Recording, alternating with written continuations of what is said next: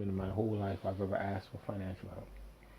One was the first one was a Malaysian sister who loved me, and somebody took her, which was a Sufism or some other person, targeted her,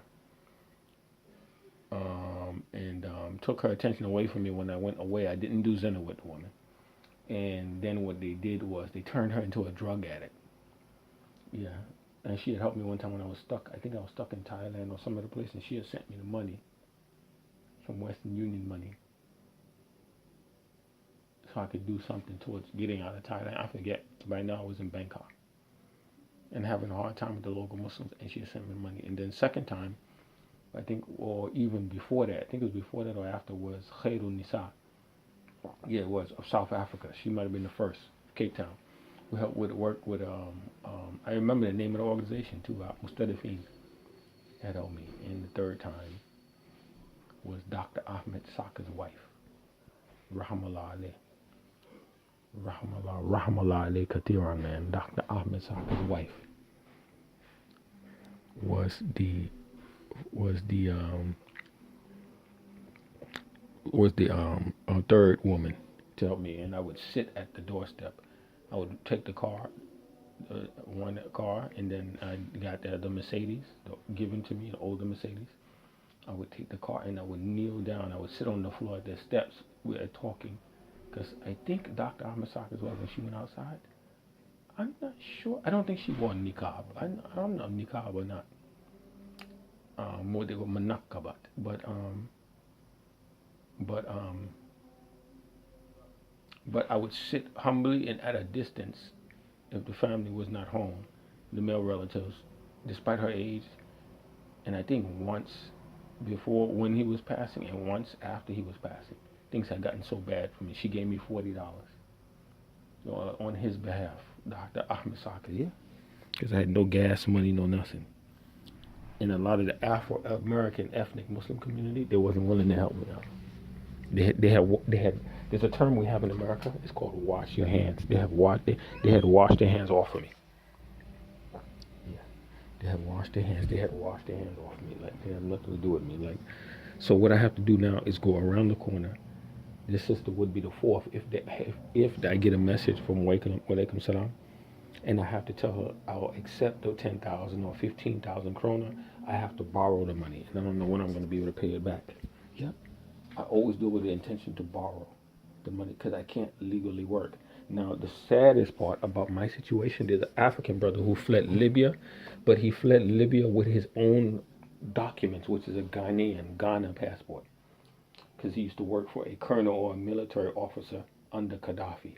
He didn't do military things, but he used to be a servant of some sort, or maybe a driver or a helper of a house or a domestic type of thing, assistant to a military ranking officer under Gaddafi, right? So he fled Libya when he said he was seeing the Libyans whack black Africans left and right, whack them like cattle, with cleavers, and that officer got him out of Libya. So when they had escaped together. So what happened is he's been working for the organization Samyup. He's been working for 8 months, and what he told me is he already has Kanitala, the local Icelandic number to work in the residence number. He's got that.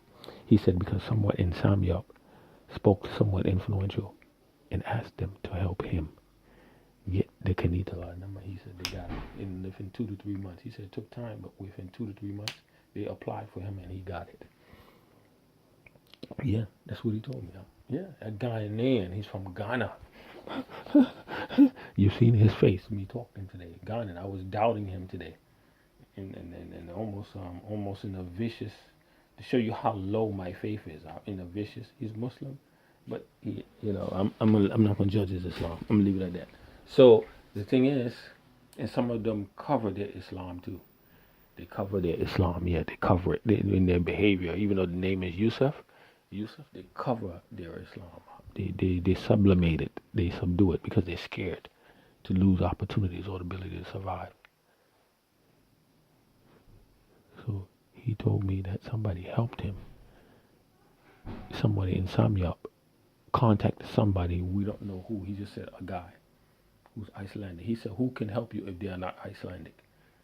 And they put it in for him to get the work permission when he started helping out at Samyuk, the work permission to be able to stay here. Yeah, they did it for him. My situation is now I don't know if he fell into overstay status. I don't know. I don't know that.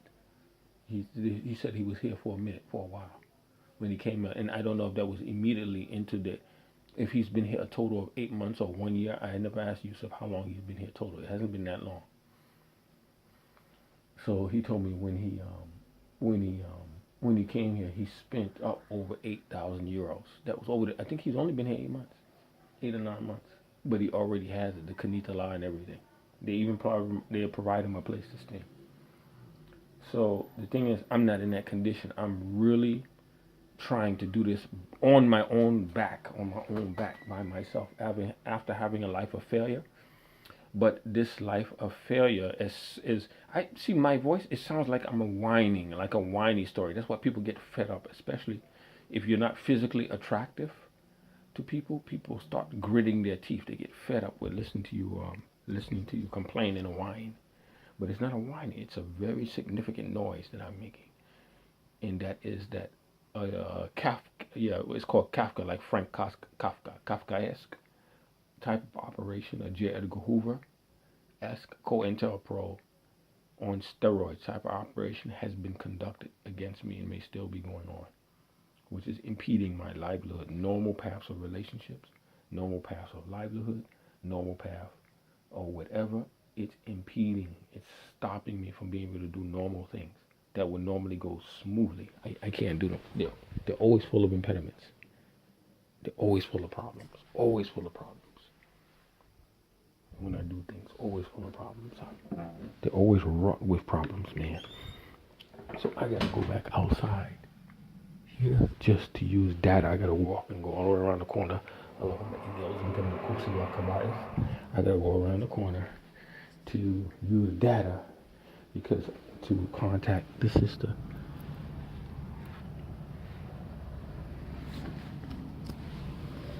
That's it. Even I don't know the woman. That's an Indian woman, traditional India. And to ask, but I gotta ask the Russian sister, could I borrow the money and then pay her back? Because I don't know when. I'll be able, the sister that is a widow who's an Ida, she's an Ida. And I gotta do this because Mansour, he said, just let me calculate how much it's going to cost to pay the U.S. Embassy. $110, and then he's willing to front that. But the expression on his face was a look of it was an expression of disgust. It was, yeah. It was really cut into me. It was really disappointing. And this is not a situation I wanted to be in. No, it's not a situation I wanted to be in. I don't. For the job that I've been offered, I don't have a lot of competition. And this is an expression of disgust, man. When he looked at me, it's like that. I got to do that. So my manhood is in question. And I hear the people downstairs. I'm trying not to get mixed up or involved with people in the house. I'm trying to stay out of conflict also in the house here as much as possible, man. But this is the ideal time for me to communicate with the United States. It's after 9 o'clock at night. Very ideal now. To call my mother, via the apps. Not really. We don't really use WhatsApp for some reason. And call her and ask her to call.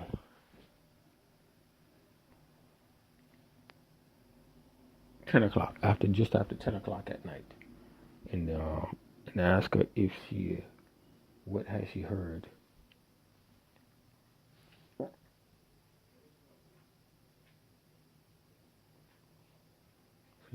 That means after 6 o'clock in New York City. It's a good time to call.